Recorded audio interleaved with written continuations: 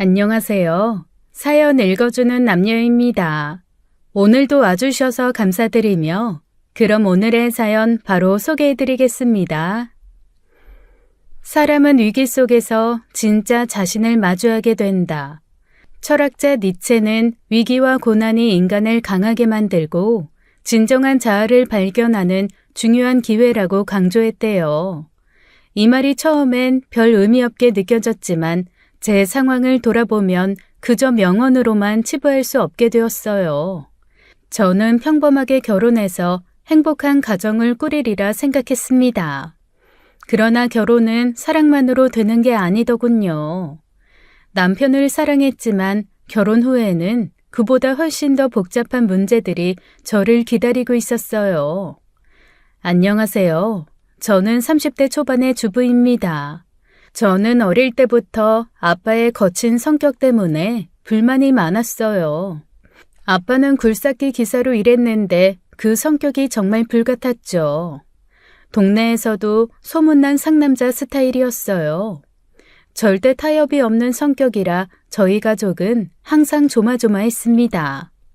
한 번은 아빠가 공사장 지인들과 공사 현장 근처에서 밥을 먹고 있던 날이었어요.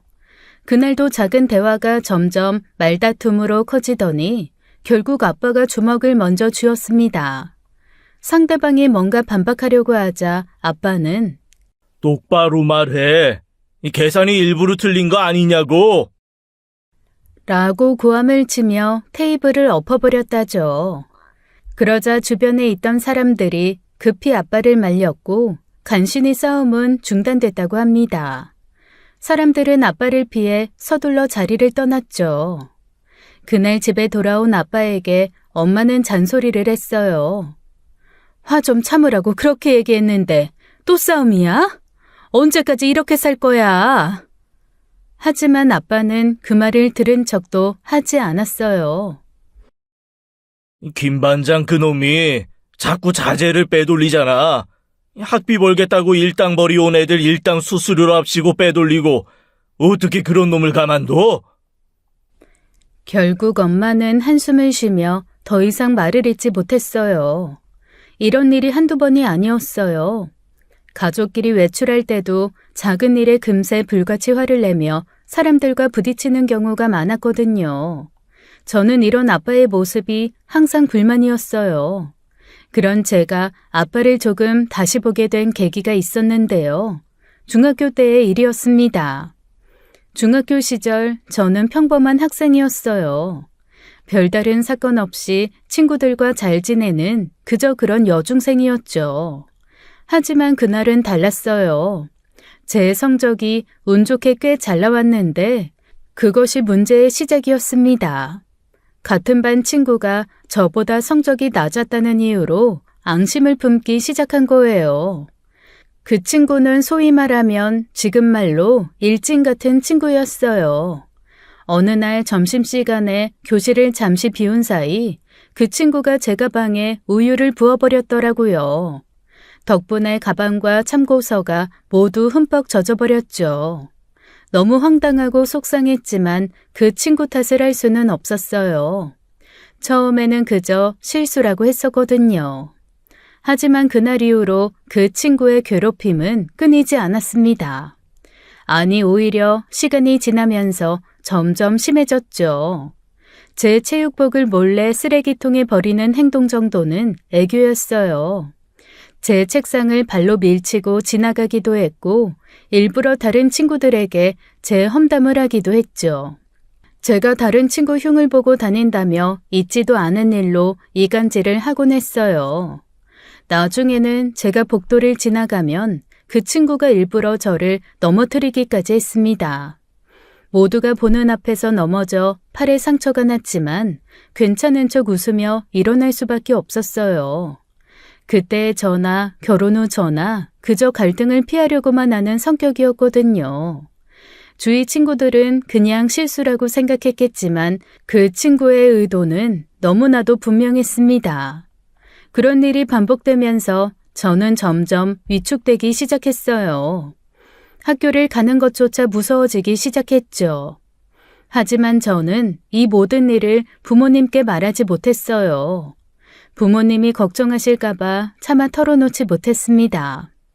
특히 아빠가 어떻게 반응할지 두려웠어요. 그래서 이 괴롭힘을 거의 반년 동안 참아냈죠. 하지만 저도 그 당시 어렸잖아요. 중1이면 고작 14살인데요. 결국 저는 너무 속상한 마음에 더 이상 참지 못하고 집으로 울며 돌아왔습니다. 엄마는 제가 왜 우는지 물었고 저는 그동안 참아왔던 모든 일을 털어놓을 수밖에 없었어요. 엄마는 깜짝 놀라면서 왜 그동안 말하지 않았냐고 속상해 하셨습니다. 그런데 그때였어요. 옆에서 제 말을 듣고 있던 친정아빠가 얼굴이 빨개지시더니 화를 내시더라고요. 그걸 왜 이제야 말해? 이 반년 동안 왜 참아? 너 바보야? 똥멍청이야? 너 어디 모자라냐? 순간 저를 탓하는 아빠의 말이 더 속상하더라고요. 그래서 더 크게 울었던 것 같아요. 아빠는 그 한마디를 하더니 곧바로 일어나 집 밖으로 나가셨어요. 저는 당시 아빠가 속상해서 집을 나가 술 마시러 가시는 줄 알았습니다. 그런데 나중에 알고 보니 아빠가 그 친구 집을 알고 있더라고요. 그 친구의 아빠와 일 때문에 아는 사이더라고요. 아빠의 갑작스러운 방문에 친구 부모님은 매우 당황해 하셨대요. 아빠는 그 집 대문을 박차고 들어가서는 야, 박대환 나와! 어디 남자놈이 할 짓이 없어서 여자애를 괴롭혀? 나와! 안 나와? 라고 고함을 치기 시작했죠. 친구 부모는 처음에 상황을 파악하지 못한 채 놀라서 집에서 뛰쳐나왔죠. 김 사장, 아이 대체 무슨 일이야? 무슨 일인데 내 아들을 찾아? 친구 부모님도 당혹스러웠겠죠. 저희 아빠 성질을 아는 사람이니까요. 무슨 일인지 모르겠는데, 아이 지금 대환이 집에 없어. 일단 진정하고 차분히 말해봐. 그 말을 들은 아빠는 더 화가 나서 그 집 마당에 있던 물건들을 내동댕이 치기 시작했대요. 의자를 들어 던지고 작은 정원 구조물을 부숴버린 거죠. 그 친구 부모는 너무 놀라서 황급히 사태를 진정시키려고 했지만 이미 아빠는 흥분한 상태였어요. 사태가 심각해지자 마침내 그 친구가 집에서 나왔어요. 집에 없다더니 사실은 지방에 숨어 있었던 것이었죠. 친구는 저희 아빠를 보며 울먹이며 잘못했다고 무릎을 꿇었대요. 그리고 저를 괴롭혔던 이야기를 고백하며 엉엉 울었다네요. 친구의 부모님은 그제야 사태의 심각성을 깨달았죠. 김 사장, 아이 우리가 미처 몰랐어. 내가 아들 교육 제대로 시킬게. 정말 미안해, 응? 아빠는 그제야 한마디 하고는 그 집을 나왔대요. 너 한 번만 더 우리 딸 괴롭혀봐. 그땐 싹 다 불도저로 이 집 밀어버릴 테니까. 알았어? 두 번 다시 또 이런 일 생기면 그때는 끝이야. 아빠는 언제나 사람들과 자주 다투고 쉽게 화를 내며 저에게 늘 불편함을 주었었어요. 하지만 그날만큼은 저를 강력하게 보호하려는 아빠의 마음이 느껴졌습니다. 사실 아빠의 거친 행동은 분명 옳지는 않았어요. 어른답지 않은 방식으로 분노를 표출하고 추가적인 문제를 일으킬 수 있는 방식이었죠. 그럼에도 불구하고 저는 그때 너무 좋았습니다. 아빠의 그 행동이 저에게는 큰 위안이 되었어요. 학교에서 괴롭힘을 당하던 저를 대신에 복수해 준 거니까요. 저는 그때 정말로 통쾌했어요. 그 후 학교에 돌아가니 그 친구는 저를 보자마자 얼굴이 창백해지며 바로 사과를 하더군요. 저는 그 친구의 사과를 받아들이며 아무 말도 하지 않았지만 더 이상 저를 괴롭히지 못할 거라는 것을 느낄 수 있었습니다. 그 친구는 그 이후로 저를 피해 다녔어요. 다른 친구들에게도 저에 대해 나쁘게 말하지 않았고요. 이 사건을 계기로 저는 친정아빠를 조금 더 이해하게 되었습니다. 아빠가 나를 얼마나 사랑하고 보호하고 싶어 하는지 알게 되었죠. 아빠의 성격 때문에 불만을 느꼈던 부분도 많았지만 그럼에도 적어도 아빠는 내 편이구나라는 것을 깨달았거든요. 그리고 어느덧 저는 30살이 되었습니다. 3년간 연애한 예비 신랑과 결혼을 준비하게 되었어요. 신랑은 대기업에 다니고 있는 회사원이었는데 친구의 소개로 만났습니다. 신랑은 차분하고 흥분을 잘하지 않는 성격이었는데 저와 잘 맞아서 결혼까지 결심하게 되었죠. 본격적으로 결혼 이야기가 오고 가며 상견례 날짜가 잡혔는데요. 왠지 설레는 마음과 동시에 불안함이 밀려오기 시작하더라고요. 그러던 어느 날 예비 신랑이 저를 진지한 표정으로 불렀습니다. 왜 그래? 무슨 일 있어? 사실 우리 엄마 때문에. 왜? 어머님이 우리 결혼 반대하셔? 그런 건 아닌데 사실 우리 엄마 말을 좀 막 하는 경향이 강하셔. 뭐랄까, 뇌를 거치지 않고 그냥 식도까지만 거치고 말을 막 하는 느낌이랄까? 어쨌거나 막말을 심하게 하는 분이라 상견례 때 혹시라도 말 실수하셔도 너무 기분 나빠하지 말고 알아서 걸러서 들어줘. 장인 장모님에게도 미리 죄송하다고 잘 말씀드려주고. 사실 첫인사를 드리러 갔을 때 이 부분을 좀 느끼기는 했어요. 아, 시모가 좀 말을 막 하는 성격이시구나 하고요. 그런데 예비 신랑이 경고까지 해줄 정도이니 저도 걱정이 되더라고요. 그 순간 저도 친정아빠가 떠올랐어요. 아빠도 평소에 말을 거침없이 하시는 성격이라 걱정이 배로 커졌죠. 두 분이 한자리에 앉으면 큰 싸움이 나지 않을까 하는 불안감이 밀려왔습니다. 아빠는 화를 참지 못하는 분이었고 예비 시모도 막말을 쉽게 하시는 분이니 말싸움이 날 게 뻔했거든요. 사실 우리 아빠도 한 성격 하시는 분인데 어쩌지? 우리 둘이 잘 중재하자. 싸움이 날 것 같으면 우리가 죽어라 막아야지. 그리고 우리 서로 약속하자. 어떤 상황이 닥쳐도 서로 똘똘 뭉쳐서 이겨내고 결혼 잘하자고. 그래, 그러자. 약속할게. 그 말에 저는 고개를 끄덕였습니다. 그만큼 저도 남편도 서로 많이 좋아하고 있었거든요. 어쨌거나 시간은 흘러갔고 상견례 날이 가까워졌어요. 우리나라는 결혼한다고 하면 상견례는 필수잖아요. 아빠와 예비 시모 두 분의 성격을 잘 알면서도 그 자리를 피해갈 방법이 없었죠. 일단 아빠 엄마에게는 말해두었어요. 예비 시모 성격이 보통이 아니니 어떤 말에도 절대 흥분하지 마시라고요. 아빠는 걱정하지 말라고 말하셨지만 그 말에 저는 더 걱정이 됐어요. 상견례 전날에는 잠도 안 오더군요. 상견례 자리에서 과연 무사할 수 있을지 마음이 무겁기만 했습니다. 드디어 상견례 날이 찾아왔어요. 모두가 한 식당에 모여서 예비 시부모님과 저희 부모님이 마주 앉았죠. 처음에는 서로 예의를 갖추어 인사를 나누며 분위기가 나쁘지 않았어요. 저는 다행이라고 생각하며 긴장을 조금 풀었죠. 하지만 대화가 신혼집 문제로 넘어가면서 분위기는 서서히 달라지기 시작했습니다. 예비 시모가 은근히 비꼬는 투로 말을 시작했거든요. 요즘은 아들 가진 집이라고 신혼집을 다 해오는 법이 없답니다. 요즘 스타일에 맞게 신혼집은 반반으로 구해주자고요. 엄마, 저희 모아둔 돈으로 집 마련하고 나머지는 대출받기로 했어요. 양가 부모님에게 손 안 벌리고요. 넌 어디 어른들이 이야기하는데 끼어들어?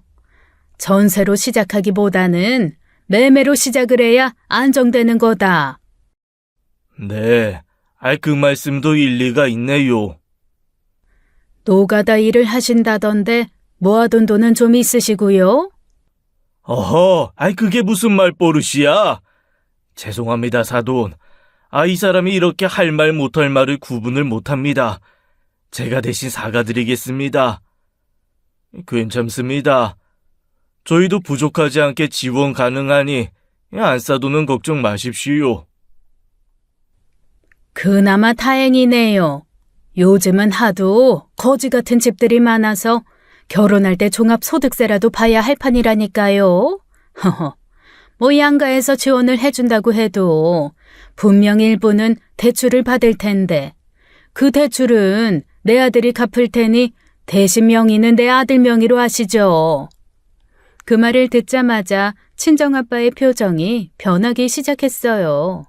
제가 슬그머니 도발에 넘어가지 말라고 아빠 옆구리를 찔렀지만 저 말에 가만히 있으면 우리 아빠가 아니죠. 집 매매 대금이 반반씩 될 것이고 우리 딸도 지금 일하고 있는데 무슨 명의를 단독으로 하란 말입니까? 공동 명의로 해야죠. 그러자 예비 시모는 더 기세등등해지며 말을 이었어요. 공동명의를 하면 나중에 이혼할 때 피곤해지잖아요. 그런 건 미리 대비를 해야죠. 우리 애야 워낙 똘똘하니 이혼해도 서로 데려가려고 줄선짓 많습니다. 그 말을 듣고 저는 심장이 쿵 내려앉았어요. 식은땀이 줄줄 나더군요. 저 정도 막말을 하실 줄은 상상도 못했거든요. 누가 상견례장에서 이혼 이후 상황을 상의합니까? 진짜 어처구니가 없더라고요. 분위기는 점점 어색해졌고 예비 신랑도 긴장된 표정을 짓고 있었습니다. 당신은 애들 결혼 이야기하는데 어디서 이혼 이야기를 꺼내? 생각 없이 아무 말이나 내뱉을 거면 그 입 다물고 있어. 말씀이 좀 듣기 거북하네요. 이혼할 것까지 대비를 하다니요. 이혼시킬 거면 애당초 결혼을 안 시키면 되는 거 아닌가요? 듣자 하니 말씀을 너무 막 하시네요. 아주 잠깐 사이 상황이 걷잡을 수 없이 커지더라고요. 그때 아빠가 입을 열었어요. 나중에 살다가 이혼을 한다고 하면 그건 다 저 아이들이 해결할 목 아닙니까? 그때 자기들이 알아서 현명하게 하겠죠. 저하고는 똘똘하다고 직접 말씀하셨으니 아드님이 알아서 똘똘하게 잘할 겁니다. 그러니 일어나지도 않은 일로 미리 걱정하지 마시지요, 안사돈.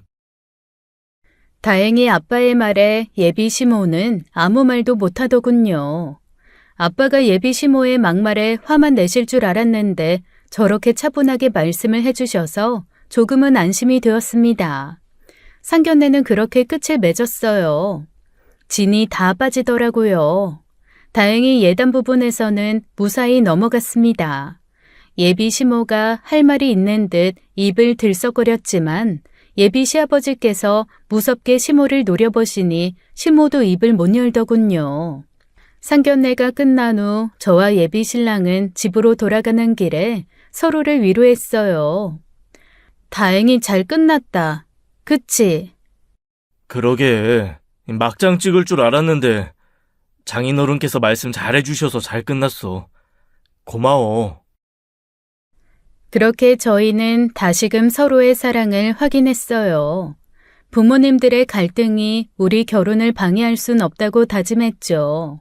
그래서 오직 서로만을 의지하며 저희는 결혼 준비를 차근차근 진행하기로 했습니다. 그렇게 저희는 서로만을 바라보며 결혼을 했어요.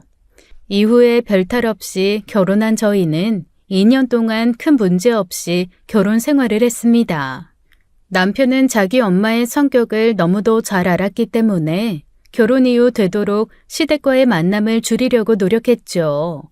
시모와의 갈등을 피하려고 최대한 명절이나 시부모님 생신 같은 특별한 날에만 시댁을 방문하도록 했습니다. 물론 간혹 뵐 때마다 그렇게 제게 막말을 하시더라고요. 살찌면 내 아들 밥까지 뺏어먹는 거 아니냐고 막말, 살 빠지면 너 다이어트 한다고 내 아들까지 굶기는 거 아니냐고 막말, 날이 추우면 남쪽으로 이사가자, 더우면 북쪽으로 이사가자, 그저 세상 모든 것이 불만인 분이었어요. 처음에는 저도 신모의 막말에 속이 상했습니다. 하지만 나중에는 뭐 자주 뵙는 것도 아니기에 그냥 참고 넘어가곤 했죠. 그러다가 결국 결혼 2년 만에 큰 사건이 터지고 말았습니다. 시누이 생일에 터진 일이었는데요. 시누이의 생일을 맞아 남편과 저는 시댁을 방문했어요. 시부모님은 넓은 마당이 있는 전원주택에 사셨습니다. 그곳에서 시누이 생일 파티를 하자고 한 거죠.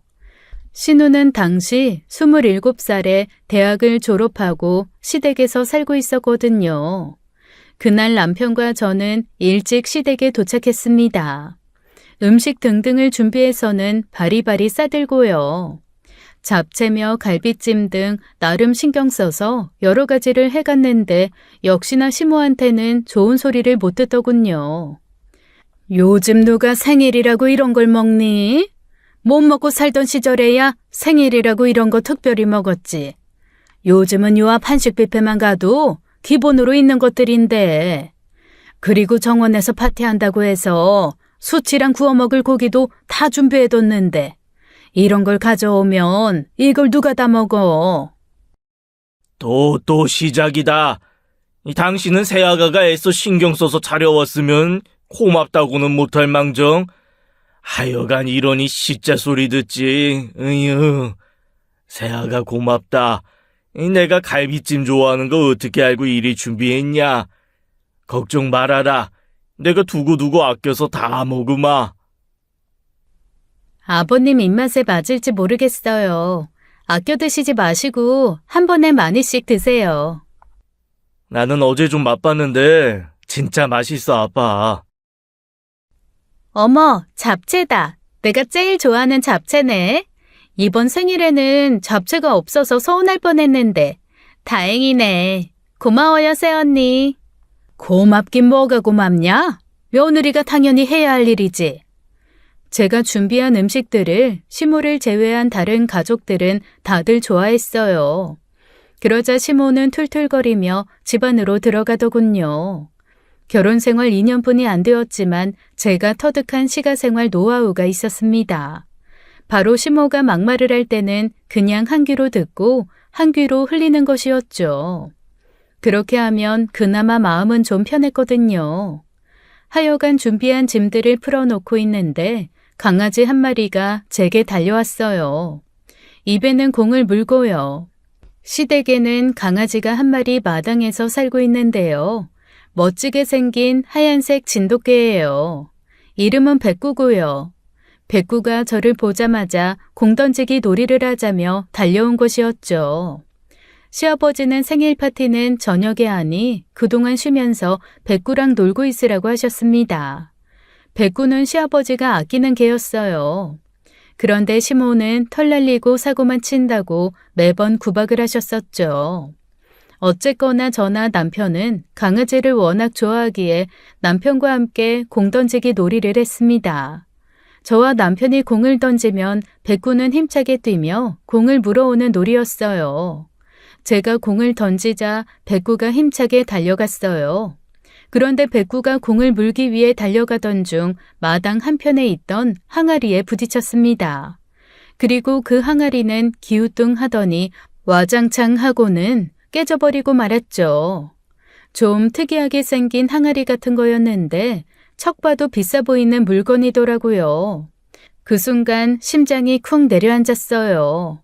그 항아리가 제발 저렴한 아무것도 아니었으면 좋겠다고 생각했죠. 하지만 알고 보니 그 항아리는 시모가 친구들 방문을 맞아 특별히 준비한 장식이었어요. 순간 저는 어떻게 해야 할지 몰라 당황했어요. 시모가 이 사실을 알면 불같이 화를 내실 게 뻔했죠. 시모는 큰 소리에 마당으로 나오셨습니다. 그리고 난장판이 된 마당을 보며 얼굴이 벌개진 채로 저를 향해 소리치셨어요. 네가 기어이 사고를 치는구나. 너 정신이 있는 거야 없는 거야? 이게 무슨 물건인 줄 알아? 저는 당황하며 무슨 말을 해야 할지 몰랐습니다. 죄송해요, 어머님. 실수였어요. 죄송해요. 하지만 시모의 분노는 가라앉지 않았어요. 옆에 있던 시누이까지 그 모습을 보고는 비아냥거리더군요. 큰일 났네. 엄마가 친구들 온다고 큰맘 먹고 준비한 건데 이걸 이리 박살을 내셨네, 우리 새언니. 아주 오늘 단단히 혼 좀 나시겠어. 강주희, 너 조용히 안 해? 엄마, 실수였어. 백구가 뛰어가다가. 니들이 공을 던지니 제가 저리로 달려가지. 너 일부러 저쪽으로 공 던진 거지? 저거 박살내려고 일부러 그런 거 아니야? 내가 너 준비한 음식 타박하니 불만 품고 일부러 그런 거 아니냐고. 그런 거 아니에요, 어머님. 그런 게 아니면 그냥 나 엿먹으라고 그랬다 이거니? 저는 아무 말도 하지 못하고 고개를 숙였어요. 진짜 실수였고 고의로 그런 게 아니라고 계속 말하고 싶었지만 어쨌거나 제가 던진 공 때문에 이렇게 된 건 사실이니까요. 그때 시아버지가 이 광경을 보시고 달려오셨어요. 그까지 된장통 하나 부셔진 거 가지고 왜 이리 호들갑이야? 실수라고 하잖아. 잘했다. 하여간 저거 마당에 둘 때부터 마음에 안 들었어. 요상하게 생겨서는. 밤에 저것 때문에 가위를 다 둘리더라. 하지만 시모는 그 말에 더 화를 내시더군요. 된장통이라니! 된장통이라니! 저거 강땡땡 도예가님 작품이야. 하여간 뭐 눈엔 뭐만 보인다더니 저게 어떻게 된장통이니? 어쨌거나 부셔진 거 어쩔 거야. 뭐 본드로 다시 붙여줘. 이번 주에 친구들 오는데 어떡할 거야. 걔들한테 자랑하려고 내가 큰맘 먹고 드린 건데 가뜩이나 당신 사업 망해서 이 시골 구석으로 들어온 거 아니냐고 뒤에서 얼마나 수군거리는 줄 알아요? 마음대로 수군거리라고 해. 내가 안 망했는데 지들 수군거리면 뭐 내가 망해? 하여간 여편 애들하고는 몰려다니면서 남 흉이나 보고. 하여간 저것 때문에 되는 게 없어. 그만하래도. 세아가 들어가 있으라. 그래 여보, 방에 들어가. 부셔진 거 제가 치울게요, 아버지. 아니야, 내가 치울게. 어머니, 죄송해요. 시모는 화가 풀리지 않으셨는지 부서진 독을 치우는 저를 계속 노려보셨어요. 그리고 시아버지가 방으로 들어가시는 걸 확인한 시모는 제게 달려와 이렇게 말했습니다. 너 금요일에 다시 와서 저 자리에 꽃이라도 가득 심어둬라. 생화로 사와서 그득하게 심어둬. 꽃밭이라도 만들어둬라. 내가 내 친구들한테 면이라도 설 거 아냐. 저는 어쩔 수 없이 그 말을 따르기로 했어요. 어쨌거나 제가 벌인 일이었으니까요. 하지만 마음이 착잡했죠. 혼이 난 채로 집으로 돌아오면서 저는 마음이 너무 무거웠습니다. 시모의 명령을 모르는 남편이 저를 위로하며 말하더군요. 괜찮아. 너무 신경 쓰지 마. 따지고 보면 모두 당신 잘못도 아니잖아. 나도 백구 흥분시키면서 같이 놀았는데 뭘. 내가 엄마한테 잘 말해둘게. 하지만 제 마음은 쉽게 가라앉지 않았어요. 그날 밤 저는 남편의 위로에도 불구하고 잠을 쉽게 이루지 못했어요. 먼 길 운전한 남편은 고단했는지 코를 골며 잠에 들었더군요. 그때 시모에게서 문자가 도착했어요. 그 내용은 저를 더욱 압박하게 만들었죠. 네가 깬 그 항아리 1억짜리다. 금요일에 와서 그 자리에 꽃밭을 만들어 두던 아니면 1억을 당장 입금을 하던 네가 알아서 선택해. 그 말에 너무 놀라 바로 시모에게 답장을 했어요. 무슨 항아리가 1억이나 한답니까? 1억이요? 그렇게 비싼 물건이었어요? 유명한 강땡땡 도예가님 진품 작품이니 당연히 비싸지. 내가 괜히 너한테 화를 냈겠니? 너 1억 없지? 그럼 와서 꽃밭 만들어. 이 정도도 네가 내 며느리니까 많이 봐준 거다. 짧고도 강한 그 문장을 보는 순간 저는 어떻게 해야 할지 고민에 빠졌어요. 이걸 정말로 해야 하나 싶었지만 시모 말이 사실이라면 제가 정말 큰 잘못을 한 것이었습니다. 그리고 꽃밭을 만들어 두라는 말도 시모 입장에서는 정말 많이 봐준 게 맞았고요. 결국 저는 꽃을 심어두기로 결심했어요. 1억짜리 박살냈으면 이 정도는 해야 하는 게 맞았죠. 그래서 회사에서 하루 연차를 내고 금요일에 시댁에 찾아가기로 했어요. 그때 친정엄마에게서 전화가 왔습니다. 주말에 네 아빠 생일인데 가족 모임 할 거야. 강서방 일정 있으니까 토요일이 좋은지 일요일이 좋은지 물어보려고. 저는 대답하려던 순간 1억짜리 항아리 사건이 갑자기 떠올랐어요. 그 순간 저도 모르게 눈물이 터져 나왔습니다. 전화기 너머로 제 울음소리를 들은 엄마는 깜짝 놀라며 물었어요. 무슨 일이야? 너 왜 울어? 설마 강서방이랑 싸웠어? 저는 그제야 그동안 참아왔던 서러움을 모두 털어놓았어요. 시모에게 혼나던 일을 눈물 섞인 목소리로 설명했습니다.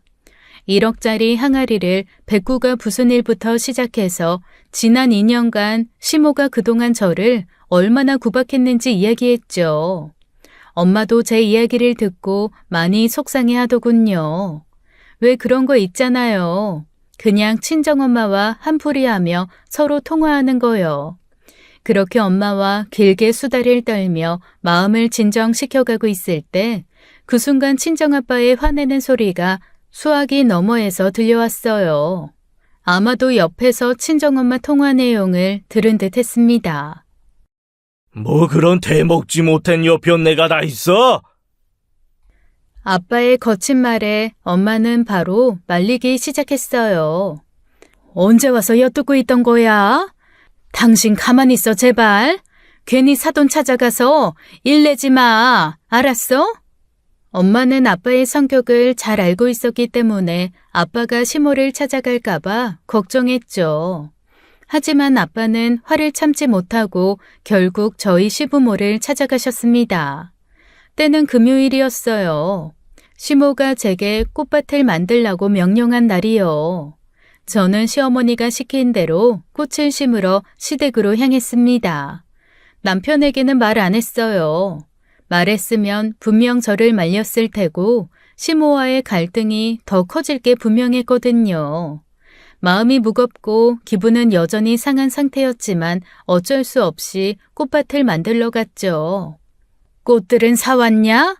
예쁘게 만들어. 1억짜리 꽃밭이니 내가 기대하마. 제대로 못 만들면 1억 토해내야 하는 거 잊지 말고. 네, 저 아버님은? 왜? 네 시아버지 있으면 네 편 들어서 같이 만들어줄까 봐? 네 시아버지 오늘 일 있으셔서 부산 갔다. 오늘 안 오시니까 기대도 하지 말거라. 한참 자고 일어날 테니까 다 끝나면 깨워라.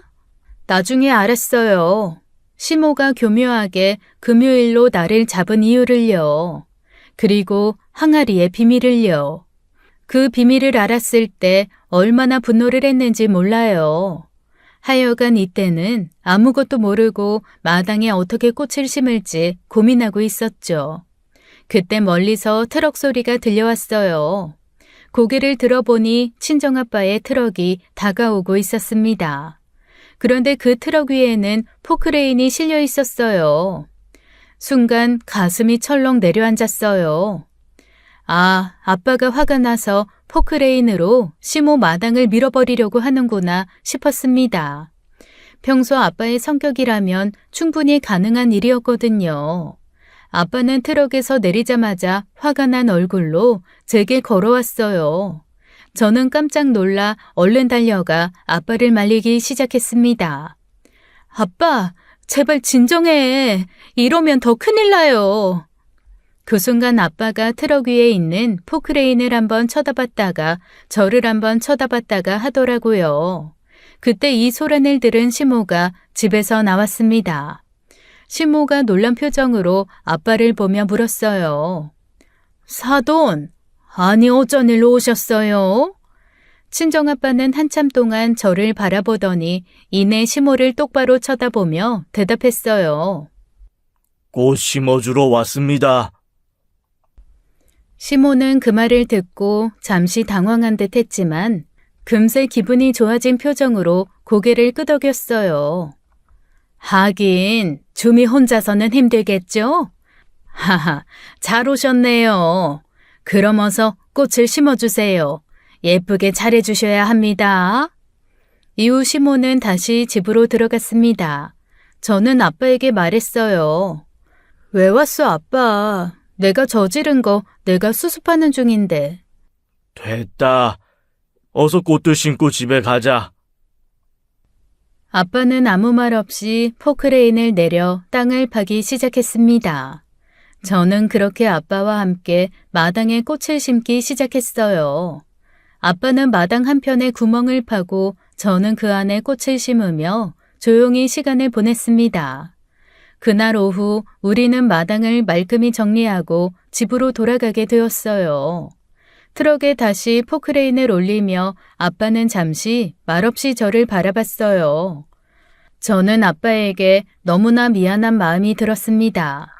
집으로 가는 차 안에서 아빠에게 말했어요. 나는 처음에 아빠가 포크레인으로 심어진 마당 다 밀어버리려고 하는 줄 알고 놀랐었어. 그러려고 온 거였어. 아빠가 제 생각을 해서 참고 있는 것이 분명했죠. 아빠, 미안해요.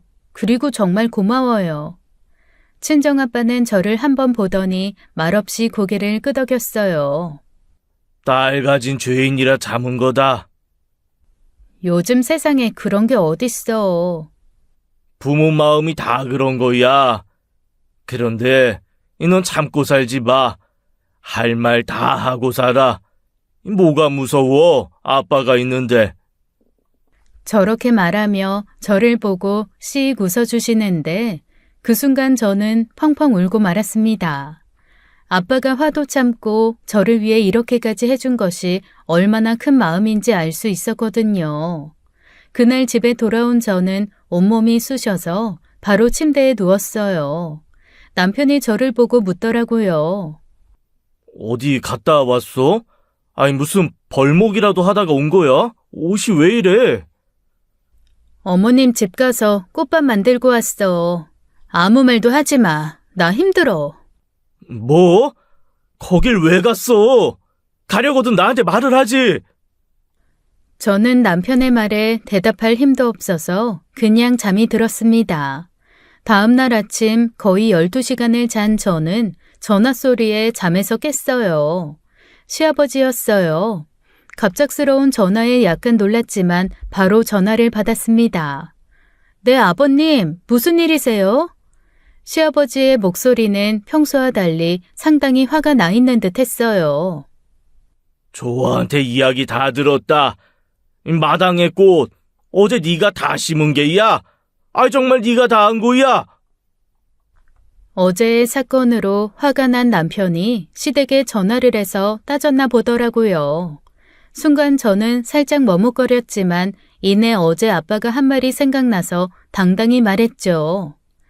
저 혼자 한 건 아니고요. 아빠가 함께 도와주셨어요. 제가 말을 마치자마자 시아버지는 깜짝 놀란 듯한 목소리로 말했습니다. 뭐? 아이 바깥 사돈이 직접 꽃을 심었다고? 혼자 한 게 아니라 네 시애미가 바깥 사돈까지 불러서 꽃을 심게 했다는 거야? 어머님께서 부르신 건 저만 부르셨는데 아빠가 아시고 와주셔서 도와주셨어요. 저는 그저 조용히 시아버지의 반응을 기다리고 있었어요. 그런데 고 시아버지가 깊은 한숨을 내쉬며 말했습니다. 미안하다. 이건 정말 내가 너한테도 바깥 사돈에게도 죄송해서 면목이 없구나. 시아버지는 친정아빠가 함께 꽃밭을 만들어준 사실에 많이 놀란 듯 했어요. 사실 친정아빠와 시아버지는 직접적으로 대화를 나눌 기회가 별로 없었죠. 그저 결혼식에서 가벼운 인사만 주고받았을 뿐이었어요. 그런데 이번에 아빠가 직접 나서서 일을 도와준 걸 알게 되자 시아버지는 저와 아빠에게 정말 미안함을 느낀 것 같았습니다. 내가 바깥 사돈께 직접 전화를 드려야겠구나. 이렇게 큰 잘못을 저지르다니. 내 당장 사과 전화 드려야겠다. 저도 잘못했는걸요. 1억짜리 항아리를 깼으니 어머님께서 얼마나 속상하셨겠어요. 1억? 1억짜리 항아리라니? 그게 무슨 말이야? 제가 백구랑 놀던 항아리가 1억짜리라고 어머님께서 그러시던데요. 그게 무슨 소리야? 네 시애미가 그렇게 말하지? 그게 1억짜리라고. 네, 무슨 강땡땡 도예가님 작품이라고. 그게 무슨... 알았다. 내 다시 연락하마. 그렇게 시아버지는 전화를 끊으셨어요. 그리고 그날 저녁 저는 정말 어마어마한 시모의 막장짓을 알게 되었습니다.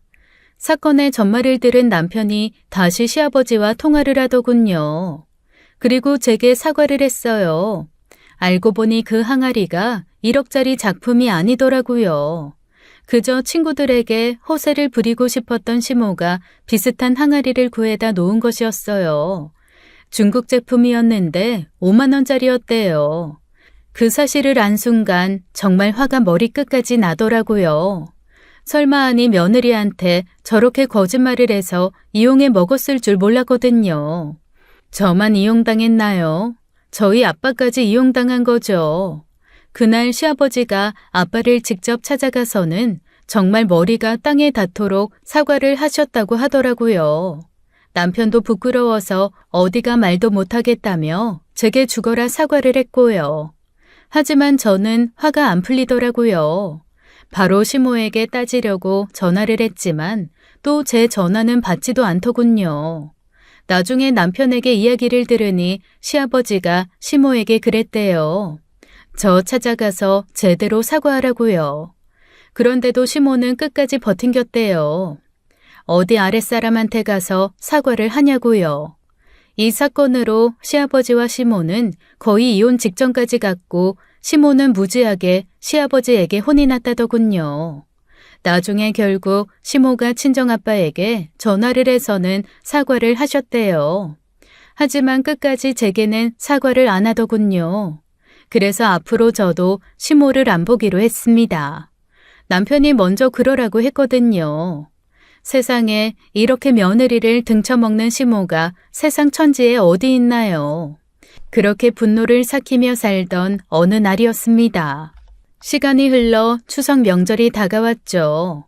당연히 남편은 제게 시댁에 가자고 말을 안 했어요. 하지만 제가 가자고 했죠. 시댁에 시모만 있는 게 아니라 시아버지도 계시잖아요. 무엇보다 꽃밭 사건 이후 처음 시모를 뵙는 것이니 제게 어떻게 나올지 궁금했거든요. 그렇게 저와 남편은 꽃밭 사건 이후 처음으로 시댁을 방문하게 되었습니다. 시모는 정말 시아버지에게 크게 혼이 났는지 저를 보자마자 잘해주시더군요. 이전처럼 저를 갈구지도 않고 조용히 지내셨어요. 하지만 그날 추석 벌초를 위해 시아버지와 남편이 외출한 사이 시모는 본색을 드러냈습니다. 남자들이 자리를 비우자마자 시모는 저를 따로 불러내더니 말을 꺼냈어요. 넌 눈치가 그렇게 없니? 꽃밭 일을 왜 비밀로 하지 않고 네 시아버지한테 말해서 날 곤란하게 만들어? 저는 그 순간 참을 수 없었습니다. 저는 차분하게 반박했어요. 아버님께서 알면 안 되는 일이었어요? 왜 그렇죠? 숨길 일이었어요? 그게 숨겨야 할 일이고 잘못된 일이었다면 애당초 저한테 그런 일을 시키지 말았어야죠. 제 말을 듣자마자 시모의 표정은 급격히 굳어졌어요. 시모는 눈에 불을 켜고 저를 노려보며 더 화를 내기 시작했죠. 네가 내 항아리 부셨으니까 당연히 했어야 하는 일이지. 내가 괜히 너를 시켰겠니? 당연히는 아니죠. 어머님께서 그 항아리가 1억짜리라고 저한테 거짓말하신 거잖아요. 그래서 제가 너무 죄송해서 꽃밭 만들어 드린 거고요.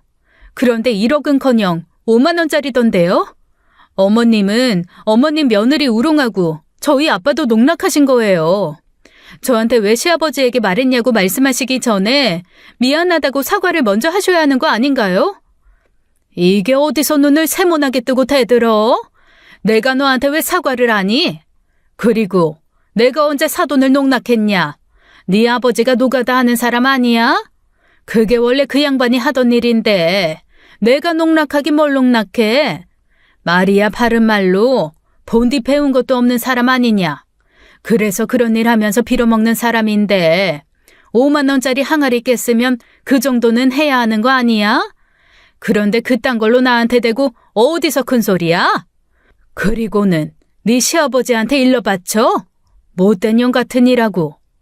그 순간만큼은 저도 더 이상 참을 수 없었습니다. 제 머릿속에 똑 하는 소리가 들렸어요. 이성의 끈이 끊어지는 소리였죠. 친정아빠를 비하하는 말에 저도 이판사판이었어요. 빌어먹는 사람이라니요? 저희 아빠 제대로 건설기계 대여 사업하시는 분이고요. 어머님한테 그렇게 막말 들을 뿐 아니에요. 지금 당장 제대로 사과하세요. 못하겠다면 네가 어쩔 건데? 지금 여기에 나랑 너밖에 아무도 없는데 네가 어쩔 거야? 왜? 또 쪼르르 네 시아버지한테 가서 일러 바치게? 내가 그날 너 때문에 얼마나 혼이 났는지 알아? 이 썩을 거사. 막말하지 마시라고요. 어머니도 옛날에 술 장사하셨잖아요. 그렇다고 제가 어머님한테 술집 여자라고 막말하던가요? 시모의 얼굴이 그 말을 듣고 더욱 빨개졌습니다. 시모는 분노에 휩싸여 갑자기 주방으로 가더니 전부 치려고 준비한 계란물을 저에게 뿌렸어요.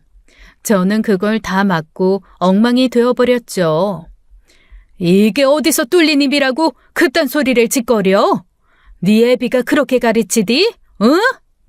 그렇게 말하며 제게 밀가루까지 뿌려대더군요. 순식간에 저는 계란물과 밀가루를 뒤집어 써서 엉망이 되었습니다. 계란물과 밀가루가 저의 옷과 머리에 덕지덕지 붙었더군요. 어디 말해봐. 내가 오늘 네 버릇을 아주 단단히 고쳐놔야겠다. 그 순간 분노한 저는 더 이상 참지 못하고 시모가 준비한 밥상을 엎어버렸습니다. 밥그릇들이 사방으로 날아갔고 반찬들이 마룻바닥에 쏟아졌죠. 저는 숨을 헐떡이며 시모를 쳐다봤어요. 순간 시모는 정신이 돌아왔는지 당황하며 서 있더군요. 제가 설마 하니 밥상까지 엎을 거라고는 상상도 못했나 봅니다. 순간 시모는 곧 벌초를 마친 남자들이 집에 돌아올 거라는 생각이 들었는지 갑자기 제게 사과를 하더군요. 예, 미안하다. 내가 이렇게까지 하려고 한 건 아닌데 내가 순간 욱해서는. 그때 벌초를 마친 시아버지와 남편이 집에 들어왔어요. 그리고는 거실에서 벌어진 난리난 광경을 보고 깜짝 놀라했죠.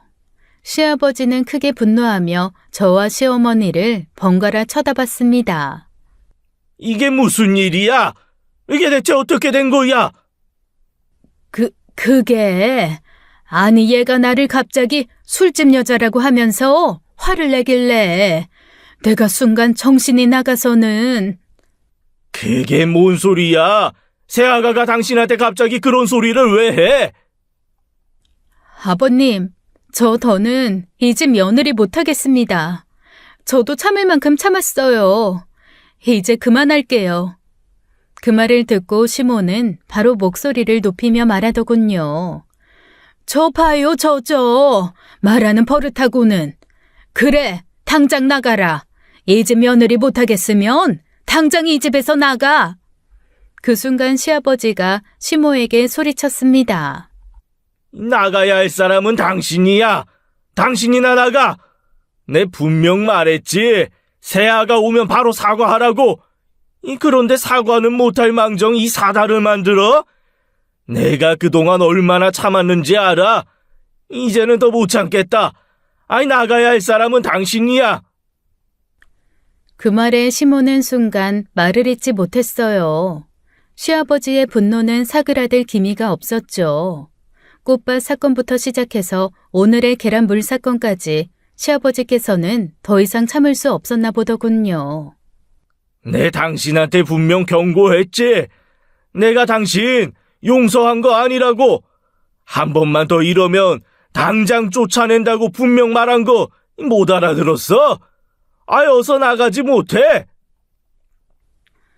나가라면 못 나갈 줄 알아? 그래, 니들끼리 잘 먹고 잘 살아봐라. 그 말을 하고는 시모는 집을 나가버리더군요.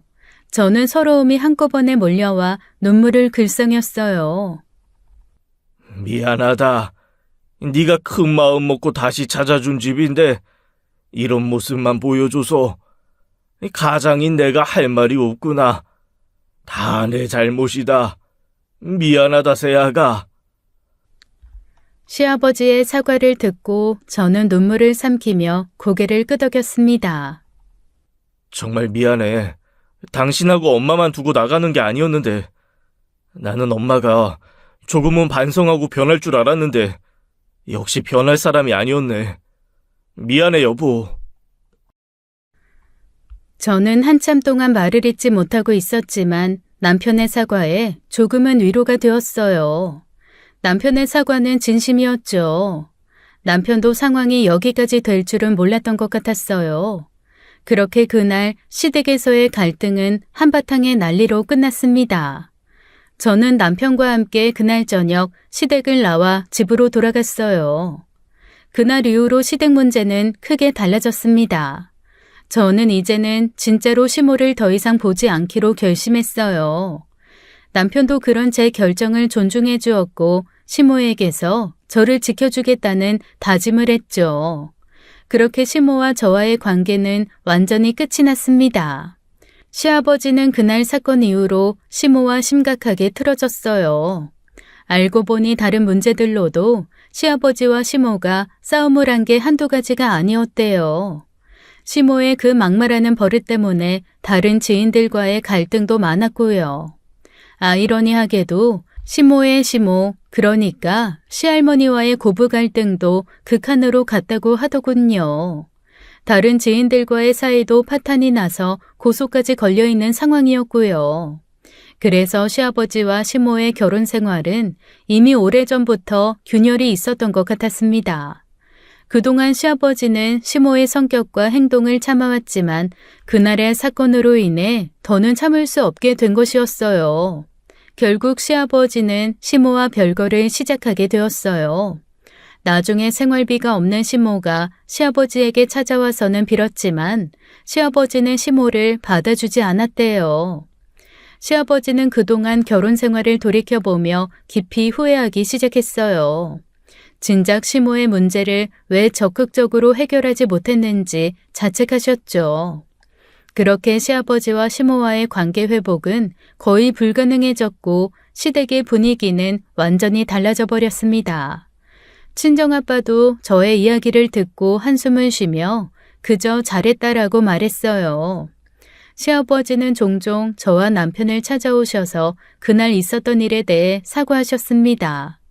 이후 시아버지는 우리 부부의 든든한 지원군이 되어주었죠. 저와 남편의 결혼 생활은 그 후로 시모와의 관계에서 완전히 독립적이 되었습니다. 남편도 시모도 거리를 두기로 했고 저 역시 그동안 받았던 정신적인 스트레스에서 벗어나게 되었고요. 우리는 더 이상 시모의 간섭을 받지 않고 우리만의 삶을 꾸리기 시작했어요. 시모는 여전히 화를 삭히지 못한 채 혼자 지내고 있었습니다.